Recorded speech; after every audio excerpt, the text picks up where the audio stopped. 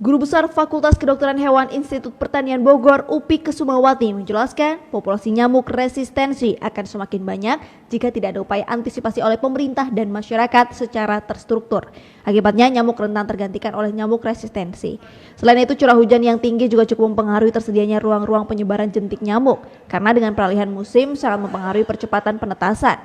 Jika nyamuk tersebut adalah nyamuk resisten dan positif mengandung virus, maka populasi nyamuk resisten penyebar penyakit akan semakin meningkat. Secara alamiah itu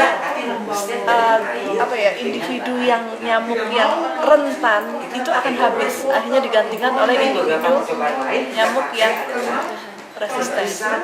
Jadi di dalam populasi nyamuk itu nanti sebagian besar dikuasai oleh nyamuk-nyamuk yang resisten, gitu ya. Karena secara alamiah itu di dalam satu populasi itu pasti ada populasi yang rentan, ada populasi yang resisten. Tapi dengan adanya insektisida terus-menerus, akhirnya yang rentannya kan habis kan. Kalau rentan tuh gampang mati gitu ya, akhirnya habis. Akhirnya yang muncul ada yang resisten.